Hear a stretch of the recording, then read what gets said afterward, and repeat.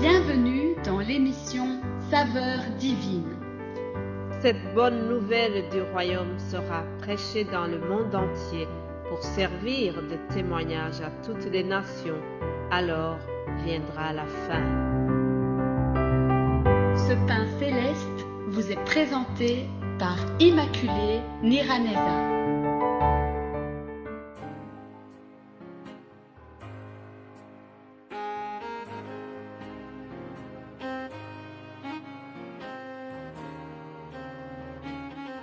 Quand le vol de la tempête vient assombrir ton ciel bleu, au lieu de baisser la tête, comptez les bienfaits de Dieu. Quand sur la route glissante, tu chanceles sous ta croix, pense à cette main puissante qui t'a béni tant de fois. Compte les bienfaits de Dieu, mets-les tous devant tes yeux. Tu verras, en adoras, combien le nombre en est grand. Alléluia! Comptons les bienfaits de Dieu. Les bienfaits de Dieu, ce sont aussi les bénédictions divines. Amen. Il existe des bénédictions matérielles, des maisons, des villas, des voitures. Aller en voyage. Mais, chers amis, aspirons, cherchons d'abord le royaume de Dieu et sa justice. Et dès que nous l'avons, les choses matérielles vont nous accompagner, vont nous suivre. Ah, chers amis, nous devons aspirer d'abord aux bénédictions spirituelles que nous avons en Jésus-Christ et alors les autres choses vont nous accompagner. Alléluia.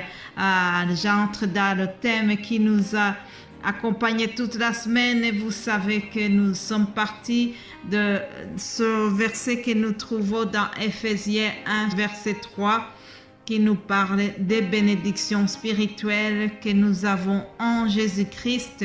Notre semaine se termine, mais avant de clôturer, je voudrais encore une fois donner au moins 2 ou 3 points qui nous rappellent ces bénédictions spirituelles que nous avons en Jésus-Christ.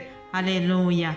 Depuis lundi, que ce soit en français ou en Kinyarwanda et Kirundi, nous avons parlé de plusieurs bénédictions. Permettez-moi de souligner aussi celle-ci que nous trouvons dans l'Évangile selon Jean, chapitre 14 au verset 27. Jésus a dit à ses disciples, « Je vous laisse la paix, je vous donne ma paix. Je ne vous donne pas comme le monde donne. Que votre cœur ne se trouble point et ne s'alarme point. » Alléluia. Chers amis, Jésus-Christ a vécu dans ce monde. Il a fait beaucoup de choses, il a fait des miracles, il a enseigné. Il était avec ses disciples et ils ont été témoins de tout ce qu'il a fait. Alors le moment était proche pour que Jésus-Christ retourne dans la gloire auprès du Père Céleste. Et c'est à ce moment que Jésus-Christ a dit ces mots à ses disciples. C'était une manière de leur donner les adieux. Il voulait les prévenir qu'il va bientôt partir, mais ne voulant pas les laisser orphelins, il leur a donné une parole de réconfort, une parole pour les rassurer. Ah, une autre parole que j'aime beaucoup, il leur a dit encore un peu de temps et le monde ne me verra plus. Mais vous me verrez, car je vis et vous vivrez aussi. Alléluia. Tout ça, ce sont des paroles de réconfort, des paroles que le Seigneur a adressées à ses disciples avant de les quitter. Et donc, il leur a laissé la paix et il a souligné qu'il s'agit d'une paix qui n'est pas comme le monde donne. Vous savez, chers amis, quand Jésus-Christ te donne la paix, tu te couches et tu t'endors alors que ton loyer n'est pas encore payé. Lorsque Jésus-Christ te donne sa paix, tu gardes le sourire alors qu'on t'a annoncé une maladie grave. C'est ce que j'ai vécu moi personnellement. Parce que j'ai la paix de Jésus-Christ, j'ai continué à prêcher alors que je subissais du harcèlement. Vous savez, c'est un témoignage que je tiens à vous donner. Le diable a utilisé un homme qui m'a envoyé des insultes presque chaque semaine. Il a envoyé des propos de médisance, des propos de diffamation à mes enfants, à notre famille. Et voyant que je ne réagissais jamais à ces propos de diffamation, il m'a traité d'arrogante. Mes chers amis, il ne s'agit pas de l'arrogance, c'était plutôt l'assurance de Jésus, parce que je savais que Jésus est avec moi. Alléluia! Ce n'est pas de l'arrogance, mais de l'assurance que nous puisons chez Jésus-Christ. Oui, si Dieu est pour moi, qui sera contre moi? Alléluia!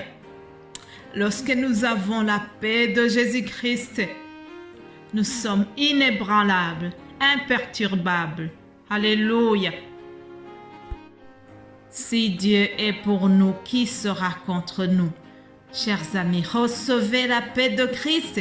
Je vous souhaite d'avoir cette paix que Jésus-Christ donne. La paix de notre Seigneur Jésus-Christ, elle est durable. Alléluia. Béni soit le Dieu et Père de notre Seigneur qui nous a bénis de toute bénédiction spirituelle dans les lieux célestes en Christ. Alléluia. En lui, nous avons la rédemption par le sang. Alléluia. Le pardon des péchés selon la richesse de sa grâce.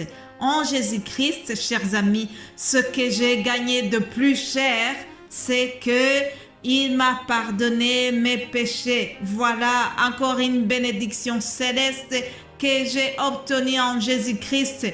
Et c'est celle-là qui va terminer notre semaine. Si toi aussi tu crois en Jésus-Christ et que tu demandes pardon pour tes péchés, il est prêt à te pardonner. Alléluia. C'est un Dieu de grâce. C'est un Dieu qui oublie nos péchés. Lorsqu'il nous a pardonnés, il efface notre condamnation. Alléluia. Il n'y a plus de condamnation qui pèse sur toi si tu dois demander un jour pardon pour tes péchés. L'acte qui te condamnait, Jésus-Christ l'a déchiré. Alléluia. Sur la croix, Jésus-Christ a pris ces ordonnances qui te condamnaient. Mais, chers amis, faisons attention. Parfois, le diable garde les photocopies des actes qui nous condamnaient. Alors, il veut souvent les sortir pour te faire peur. Si Jésus-Christ t'a pardonné, alors ne reste pas dans la culpabilité. Si tu n'as pas encore demandé pardon pour tes péchés, alors je t'invite à le faire. Prions. Père Céleste, nous te remercions. Merci pour le don merveilleux que tu nous as fait en donnant ton Fils Jésus-Christ. En lui, nous avons la rédemption et le pardon de nos péchés. Père, je t'apporte tous tes enfants. Je t'apporte chaque personne qui est devant toi. En union, en esprit, dans cette prière, je te présente toutes les personnes qui veulent s'humilier devant toi pour demander pardon de leurs péchés. Seigneur, pardonne-les, pardonne-nous. Continue, Seigneur, à nous pardonner. Et nous avons vraiment cette bénédiction d'avoir reçu ton Fils Jésus-Christ. Et nous savons qu'en lui, nous sommes pardonnés. Merci, Père, de nous avoir donné, Jésus, ton Fils unique, afin que quiconque croit en lui ne périsse jamais, mais qu'il ait la vie éternelle. Voilà, Seigneur, je demande la vie éternelle à chaque personne qui vient de s'humilier pour te demander pardon. Mais c'est au nom de Jésus-Christ que j'ai prié. Amen, amen. Mes bien-aimés de Dieu, c'est ici que je termine cette émission. Passez un excellent week-end et nous allons nous retrouver lundi par la grâce de Dieu. Vous êtes bénis au nom de Jésus-Christ. Amen.